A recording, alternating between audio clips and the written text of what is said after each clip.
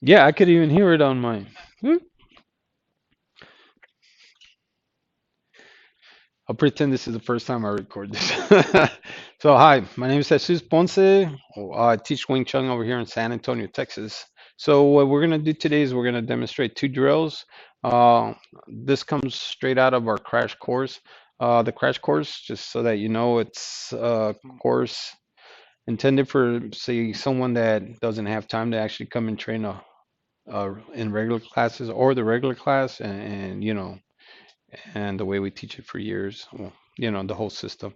So the crash course kind of like it's the I want to say it's the core of the Wing Chun. So you actually come in here and you learn a lot of the hand drills, the footwork, things like that, things that I think are essential for actually fighting.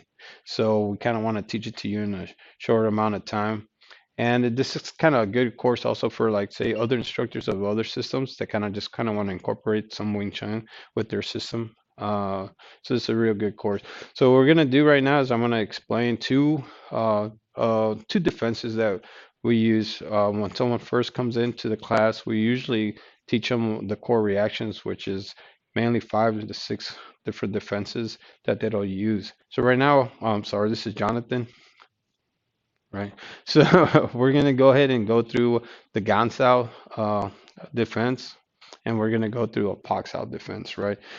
Just bear with me; you'll get used to the terms we use. Well, I'll explain what the gaun-sau is. The gaun-sau is usually used for, say, maybe a low attack to the stomach or something like that. It can either be a straight punch or it can be somewhat of a hook punch towards the stomach. So I'll just demonstrate on Jonathan where the target area is real quick. So it'll be kind of here, or like I said, it can be kind of coming around to there. So what Jonathan's going to use, he's going to go ahead and use what we call a gaun-sau. What it really does, it kind of like just deflects the attack coming in, right? It kind of splits right in the middle and kind of guides it away from your body so that you can defend yourself, right? So I'll give you we'll kind of go through it kind of slow so that you can kind of see what's going on here. So as I kind of go, Jonathan's just going to get in his stand. So as I kind of go low to attack, Jonathan reaches forward. What we'll tell somebody when they first come in is we tell them to kind of pretend like you're reaching for the person's pocket, right? The attacker's pocket.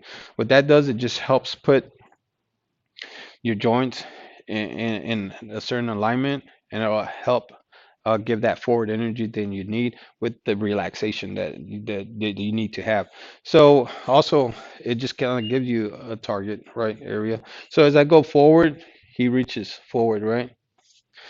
And what this does, it actually wedges my arm outside his body, right outside his shoulder, and it opens up my center, right? So as I go forward, he attacks. Oh, he defends. I'm sorry. Again, I'm going here, and this the same thing. It'll work same thing. I said like with the short hook. If I'm kind of going down, it does the same thing. It splits right out. You don't have to change the technique a little bit. You don't really have to turn your body to kind of make up for the different angle that I'm giving you now. You just still reach for that pocket, right? We'll try it one more time. Boom, there. Normally, what you want to do, again, like in any fight, you kind of want to turn the tables around real quick. So we normally, what we do in Wing Chun is we'll defend and attack. So Jonathan's going to go ahead and do the defense with the attack now, right? So as I go forward again, boom, Jonathan goes forward with the straight punch. Of course, we like to use a straight punch, right? So we go forward one more time, and there he is.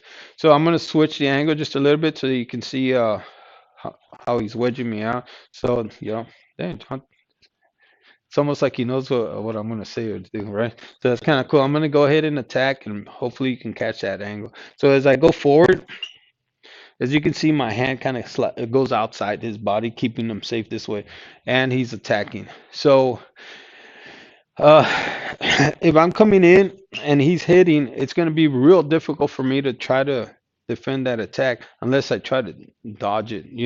But a lot of times when somebody's attacking, they're not they're not being aware of the other person. They don't expect the other person to come in with an attack. It's not normal. Normally, what people do is they'll defend and then they'll attack, right? Here, of course, like I said, we want to turn the tables around, so we'll defend and attack at the same time. So we'll switch on this side so you can kind of look at it here. Again, remember, you can do this with the step, right? You're not gonna stand still, of course, in a real fight. You don't gonna be a sitting duck or whatever.